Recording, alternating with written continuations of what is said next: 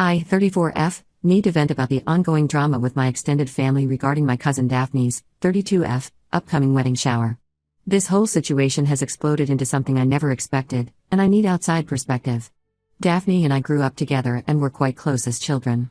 We spent every summer at our grandparents' lake house, shared clothes during our early teens, and were even in the same friend group until high school. Around age 16 to 17, we started drifting apart. She got into the popular crowd while I focused more on academics. By college, we barely talked.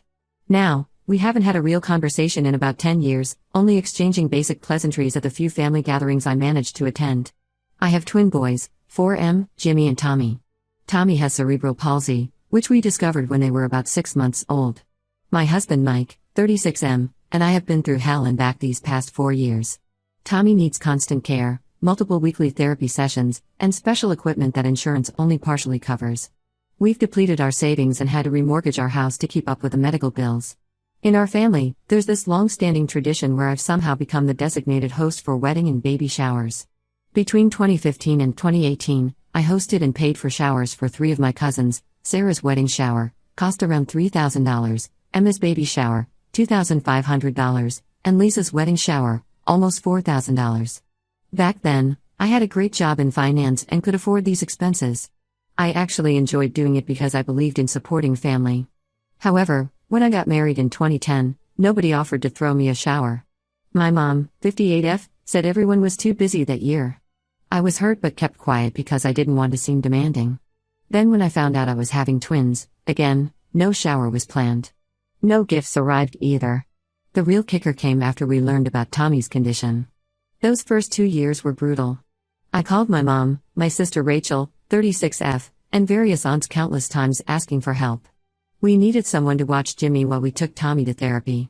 Or just an extra pair of hands when Mike had to work overtime to cover the medical bills. Every single time, there was an excuse. Too busy with work, kids' activities, other commitments. Even my sister, who lives just 20 minutes away, never once offered to help. Last week, my Aunt Carol, Daphne's mom, 55F, called about hosting Daphne's wedding shower. She didn't even ask, she just started telling me her expectations. The shower would need to accommodate 75 people minimum. She wanted a sit-down lunch with at least 3 courses, an open bar, decorations matching Daphne's wedding colors, and personalized party favors. When I tried to interject, she talked over me about table settings and centerpieces. I finally managed to tell her I couldn't do it. I explained our financial situation, Tommy's care requirements, and how I barely have energy to get through regular days. She went silent for a moment, then exploded. She called me selfish, said I was breaking family tradition, and accused me of trying to ruin Daphne's wedding experience. I lost it. Years of hurt came pouring out. I told her about how isolated and abandoned I felt when nobody helped with the twins.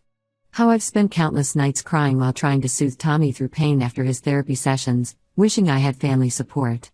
How I watched other family members get endless support while we struggled alone. She dismissed everything, saying that was all in the past and family should still help family now. When I pointed out that logic should have applied when I needed help, she said I was being petty and holding grudges. Since then, it's been a nightmare. My mom called to tell me I'm being dramatic and should just do it to keep peace. My other cousins are posting passive-aggressive comments on social media about ungrateful family members who forget their roots.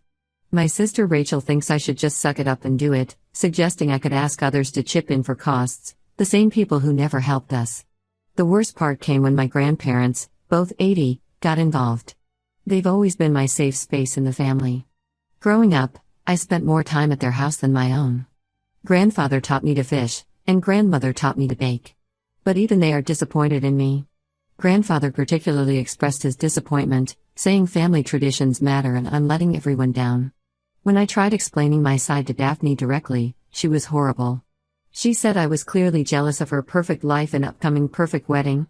She brought up how I barely attend family functions anymore, because of Tommy's care needs, and said maybe if I made more effort to be involved in family activities, people would have helped more when I needed it. I don't regret saying no. We literally cannot afford it. Tommy has surgery coming up next month that insurance only partially covers. I also physically don't have the energy to plan and host such a big event. Between Tommy's care, Jimmy's needs, and regular life, I'm exhausted all the time. My husband fully supports my decision and is angry at how the family is treating me. He suggested maybe we could contribute a smaller amount to keep peace, but I don't want to give in. Why should I empty our already strained accounts for someone who hasn't been part of my life for a decade, while the people demanding this never helped us in our darkest times? I know I've rambled, but I needed to get this out. Am I wrong for standing my ground? Should I just find a way to make it work to keep peace in the family? Update 1 first, thank you for all the support in the comments. The situation has gotten significantly worse since my last post, and I need to share what's happened. A few days after posting, my sister Rachel came over, looking troubled. After some hesitation, she revealed something that made my blood run cold. Daphne has been actively working to get me removed from grandfather's will. According to Rachel, Daphne started this campaign right after I refused to host her shower, but she'd been laying groundwork for weeks before that. Daphne has been visiting grandfather almost daily, usually when grandmother is at her bridge club. During these visits, she's been feeding him a carefully crafted narrative about how I've changed. She tells him I've become bitter, selfish, and don't care about family anymore. She's been showing him screenshots of my social media posts where I occasionally vented about family issues, completely twisting them out of context. The most infuriating part is how she's using Tommy's condition in her manipulation. She told grandfather that I'm exaggerating Tommy's medical needs to avoid family obligations and get sympathy. She suggested that I'm using his disability as an excuse to distance myself from family, claiming she has proof that Tommy isn't as ill as I claim. When Rachel heard this part, she finally felt she had to tell me. But it gets worse. Daphne has been spreading a narrative throughout the family that I refused to host her shower because I'm planning to ask grandfather for money for Tommy's treatments. She's painting me as someone trying to manipulate grandfather for his money, when I've never asked him for a cent. According to her, I'm trying to ensure I get a larger share of the inheritance by playing up Tommy's needs. I confronted Daphne over text. Her response was chilling. She said someone needed to show grandfather my true colors before I cleaned out his bank account. She claimed my refusal to host her shower was proof that I don't value family traditions or relationships, and therefore don't deserve to be in the will. She even had the audacity to say she was doing this for grandfather's own good. Aunt Carol is fully supporting her daughter's actions. She's been telling everyone who will listen that I've always been jealous of Daphne's success and stable life. According to her, my financial struggles aren't because of Tommy's medical bills, but due to poor money management and my selfish choices. She's even suggested that if I had maintained better family relationships, I wouldn't be struggling now. The hardest part is seeing how this is affecting my relationship with grandfather. When I tried to visit him last weekend, something that used to be our weekly tradition, he said he was too tired to see me. This has never happened before. I later learned from grandmother's helper that Daphne had spent the morning with him, showing more evidence of my supposed greed and disloyalty. My mom's reaction has been particularly disappointing. Instead of defending me, she thinks I should just apologize and offer to help with the shower to fix things. She actually suggested I could put the shower expenses on a credit card because family peace is priceless. When I reminded her about Tommy's upcoming surgery, she said I was being difficult and using Tommy as an excuse. Rachel feels guilty for telling me about Daphne's manipulation but still thinks I'm making things worse by not giving in. She keeps saying that if I just hosted the shower, all this would go away. She doesn't seem to understand that this isn't about the shower anymore, it's about years of neglect and now outright manipulation. The only unexpected support came from my cousin Mark, 38M, who's always been a bit removed from family drama. He called me after hearing Daphne's stories, saying he remembered how nobody helped when Tommy was diagnosed. He expressed regret for not being there and has been trying to defend me to other family members. Unfortunately, most are firmly on Daphne's side. My husband is livid. He wants to confront the entire family, especially Daphne and Aunt Carol, but I've asked him not to. We need to focus on Tommy's surgery next month, and I can't handle more family drama right now. Plus, I fear any confrontation would just give Daphne more ammunition. The most painful part is knowing that my relationship with grandfather might be permanently damaged. We've always had a special bond. He was more of a father to me than my own dad who left when I was young. The thought that Daphne has managed to poison even this relationship breaks my heart. I never wanted or expected anything from grandfather's will. Our relationship was always about love and shared moments, not inheritance. The fact that Daphne has turned this into a money grab says more about her than me. I'm lost about what to do next. Standing my ground seems right, but watching my family relationships crumble is devastating. At the same time, giving in now feels like letting Daphne win and validating her manipulation. Update 2. I never expected to post another update, but something major happened that turned this whole situation on its head. My grandmother discovered what Daphne has been doing. She had started taking afternoon naps in the sunroom instead of her bedroom, something Daphne and Aunt Carol didn't know. During one of their visits, she overheard them discussing their plan to get me removed from the will. They were laughing about how easy it was to manipulate grandfather and planning what to say during their next visit. Grandmother didn't confront them immediately. Instead, she spent a week gathering evidence. She found the folder where Daphne had been keeping her proof against me. She also went through grandfather's phone and found all the messages Daphne had been sending him about me. Then she pulled out all the medical bills and documentation about Tommy's condition that I had shared with her over the years. What nobody knew was that grandmother had been secretly helping us with some of Tommy's medical bills for the past year. She saw how much we were struggling but kept her help quiet because she knew grandfather was being influenced by Daphne. She had also kept records of all my late-night calls when I was struggling with Tommy's care, not asking for money, just needing someone to talk to. Grandmother called a family meeting at their house. Everyone was required to attend, no excuses. When we arrived, she had everything laid out on the dining room table, Daphne's evidence folder, my medical bills, and her own records. The meeting was intense. Grandmother made Daphne show everyone the social media posts and messages she had shown grandfather. In context, they clearly showed a struggling mother venting about lack of family support, not someone trying to manipulate anyone for money.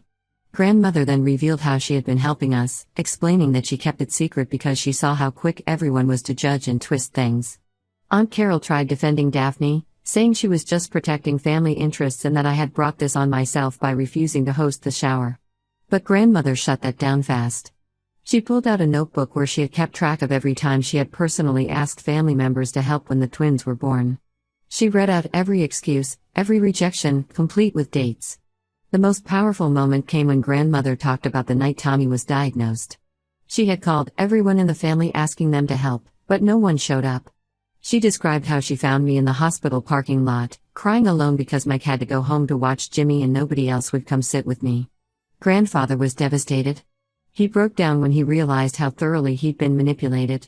He tried apologizing to me, but honestly, the damage is done. I can't forget how easily he believed the worst about me, how quickly he discarded our relationship based on Daphne's lies. Daphne's fiancé was at the meeting and looked shell-shocked. He kept asking her if she really orchestrated all this just because I wouldn't host a party. They left the meeting separately, and I heard later that they're postponing the wedding. My mom and sister finally apologized for pressuring me and not helping with the twins.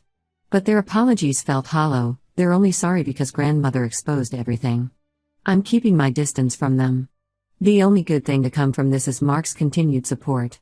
He and his wife have started helping with childcare when they can, which is more than anyone else did in 4 years. It means a lot that at least someone in the family stepped up. I'm grateful for grandmother's support and for exposing the truth, but this situation has shown me who my family really is. Some relationships can't be fixed just because the truth comes out. The trust is gone. Update 3. This will be my final update. After the explosive family meeting at grandmother's house, things have settled into a new, albeit uncomfortable, normal. Daphne's wedding has been postponed indefinitely. Her fiancé was deeply troubled by what he learned about her behavior and demanded they go to couples counseling before proceeding with any wedding plans. They're still together, but things are strained. Through grandmother, Daphne tried to send me an apology letter. She wrote about how she let jealousy and wedding stress cloud her judgment. I returned it unopened. Some actions can't be excused with fancy words on paper. Aunt Carol remains convinced I'm the villain in this story. She still believes I should have just hosted the shower and avoided all this drama. She's been telling anyone who'll listen that I destroyed her daughter's perfect wedding plans because I'm bitter about my own life. After she kept sending me guilt-tripping messages about family loyalty and tradition, I finally blocked her number. Life's too short for that negativity. The most significant change has been in my relationship with grandfather. He's been trying hard to make amends, visiting regularly to spend time with Tommy and Jimmy.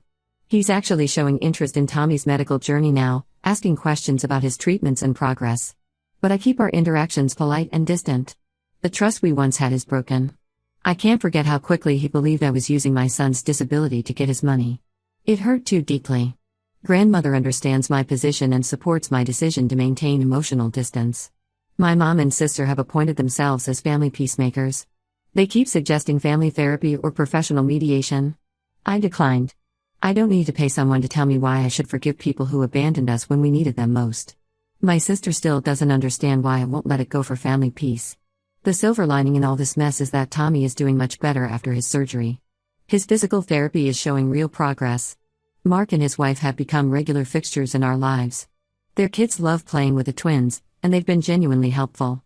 It's nice to finally have some family support, even if it's not from who I expected. Grandmother took matters into her own hands regarding the will situation.